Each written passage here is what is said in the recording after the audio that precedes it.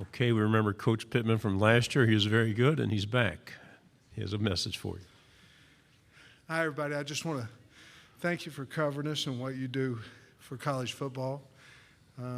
You've all been so good to me. There'll be a time when you won't. I'm sure there will be something there, but I appreciate you after 2 seasons. Okay, first question, second row on your left. Hey, Coach. Johnny Condon, ABC 3340 in Birmingham, Alabama. My first question to you, can you just talk me through that game in November in Bryant-Denny last year, the fact that your team not only competed with but almost beat Alabama, and can you speak to just the confidence that gave your group moving forward into this season? You know, there's a big deal in believing you can do something before you can do it. I think that's with life, anything. I think Alabama beat us 100-0 my first year, and last year we got a little bit closer. I remember my second year, my first year at Arkansas on the previous staff. They had beat us about that like they did the first year. The second year they beat us 14-13 at our place, and it gave us a level of confidence, if there is such a thing, in a loss. And we don't play to lose. We're the University of Arkansas. We're not trying to lose anybody. But Alabama that night, it did give us a little bit of confidence that we can compete. And we'd already proven that because we'd beaten, I don't know, number 15, number 7, number 17, whatever it was, each week. I think we'd won 3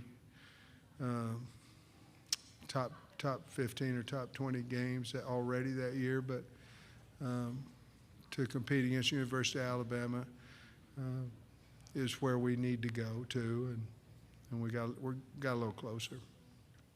Front row to your left. Hey, Coach. Jacques Doucet, WAFB TV in Baton Rouge. I wanted to ask you about a couple people at LSU. Brad Davis, who you coached. Yeah, I love him.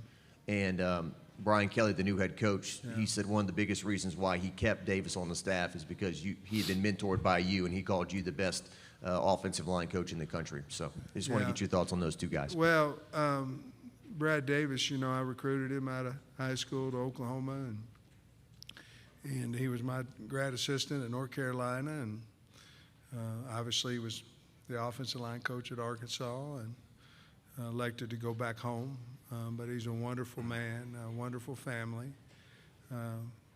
wonderful football coach. So I had talked to Coach Kelly about Brad, and he had obviously said had kept him, and that's quite a compliment from Coach Kelly. Coach Kelly's a great coach.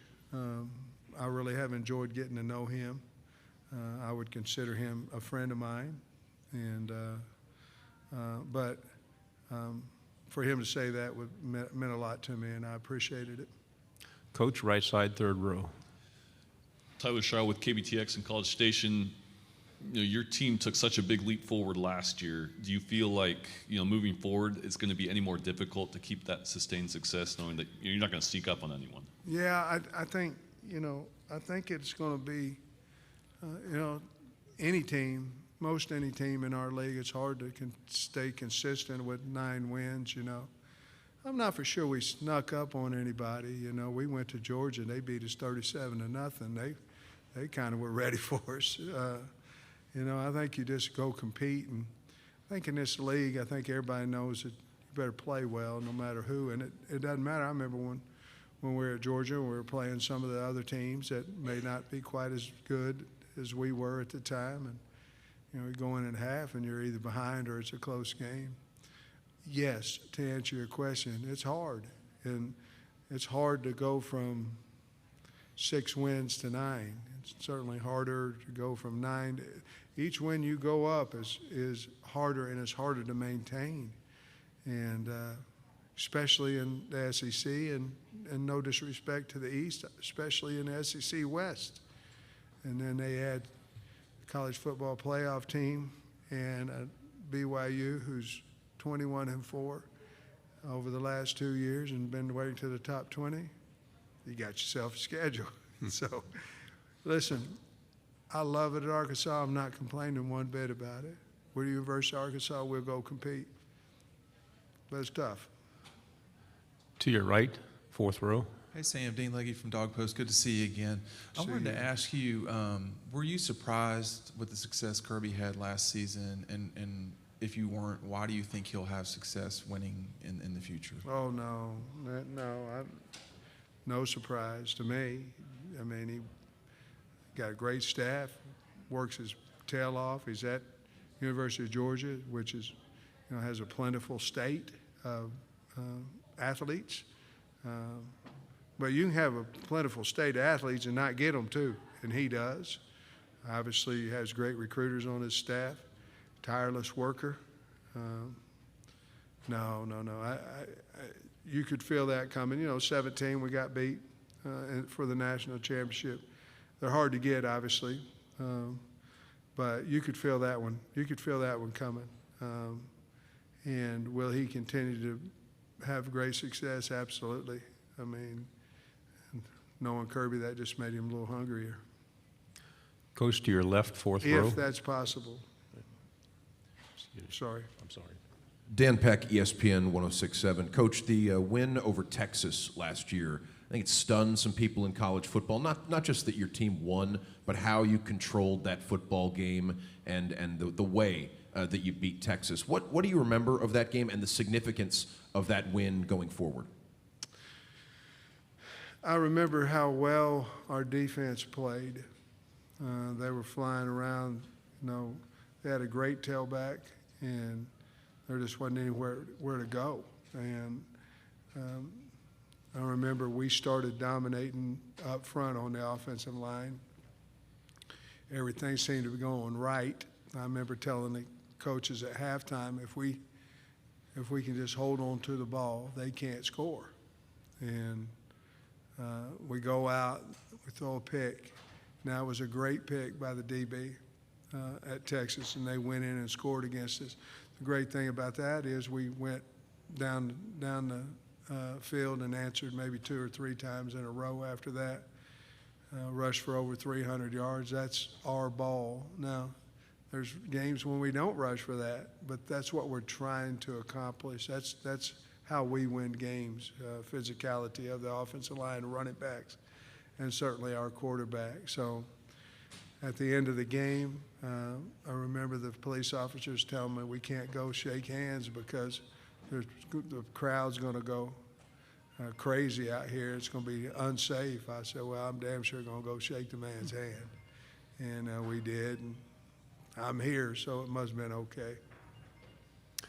To your right, Coach, second row. Coach, my name is Lance Curley. I work at the Lake County News. Again, it's good to see you. Good to see you. When you were at Georgia a couple of years ago, during the recruitment of Cedric Van Pran, what kind of person was he behind the scenes? And 2 years ago, before you left, could you see him representing his university like he is today? Yeah, oh, man. Well, ironically, Ced came in with his father for an individual type workout. It was on a camp day.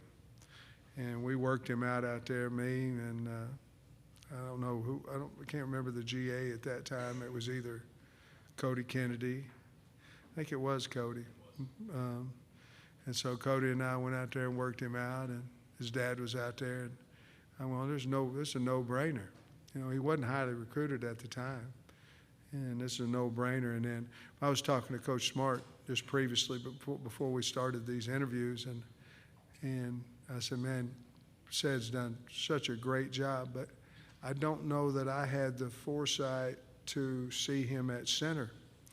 And, man, has he done a great job there. So, obviously, Coach Luke and Kirby and them, they found the spot for him. I mean, I think he's one of the better centers in the country, and he's certainly one of the better kids in the country. To your left, Coach, back row. Coach, Ike Jones with the War Report. You lost a significant contributor in Traylon Burks from your offense. Who should are fans going to look back this season and say that was the guy for us that stepped up in his place? Well, we go to the Outback Bowl. Now that was about a 3-week of preparation, okay? But we didn't have anybody at that point. I think we threw the ball for 103 or 5 yards, something like that during that game. So that put up more of a red flag. Now, in the second half, I think KJ rushed for 100 and some yards himself. I mean, we decided we could run the football, and we did. So, but it was scary early because we weren't getting open, and or we weren't seeing it, whatever the case may be. So I think to answer your question, it's going to be a little bit by committee. We obviously went and got Jaden Hazelwood out of Oklahoma, or he transferred over, however you say it. And Matt Landers is another portal guy. And then Keytron Jackson's a guy that's got to step up. Warren Thompson has to, We've got some young guys, Jaden Wilson, Bryce Stevens. Those are probably our top 6 guys, if I'm not forgetting somebody. But I think we got to kind of do it more by committee than, and I'm not saying one of those guys can't have a breakout season. I'm not saying that, but I think to replace a Burks, you got to do it with more than one guy. To your right, Coach, back row. Hey, Coach. Jamal Kennedy, WSFA 12 Sports in Montgomery, Alabama. 2 years ago, you guys traveled down to Auburn and lost that heartbreaking game there on the Plains. You returned to Auburn this year. What do you remember about that game, and what do you think about Jordan-Hare as a venue to play in? Well, it's incredible. I mean, when I was at Georgia, we were number 1 and went in there in a night game, and they beat us bad. And unfortunately, we were able to win the championship game 3 or 4 weeks later, but they were on a roll. They beat us, and then I think that they beat Alabama a couple weeks later, whatever. But the crowd, it's definitely a home field advantage now. What I remember about the game, besides the obvious, was how we were competing. At that point, it was my third game as a head coach, and we hung well with Georgia for a half, and then ironically, that's when Stetson Bennett came in, and they beat us pretty good. And then next week we had went to Mississippi State and won. Then we're going to Auburn, and our team, the competitiveness of our team, I think we were down at half, and we kind of came on and made it very close there. I remember we went for a 2-point conversion early in the game, and we didn't make it, and that kind of put us in a catch-up situation. But we're looking forward to going back there. Coach Harson's a great coach, and I'm sure we haven't beat them, since we're 0-2, and certainly that's one of the games on our schedule that, it's after a bye week, and hopefully we'll be better prepared. Hopefully I'll do a better job than I have the first 2 years. We only have time for one final question. Gentleman in the back row. Okay. All right. Hi. Jacob Goins, ESPN 106.7 in Auburn. Looking at your schedule in the SEC West every single year, there's tough games every single week. How do you keep your team fresh and ready every single week with such tough games in the SEC West? Well, I think it's about how you practice. I mean, we're a very physical practice team, but you can take care of your team. You can't really control what happens on Saturday. So you have to have them ready when they run out there on a Saturday. So we adjust practices as basically it's my feel on the team. And injuries has something to do with that. Heat has a lot to do with that. What time of the game you played. Were you on the road? You got in at 3 or 4 in the morning, whatever it may be.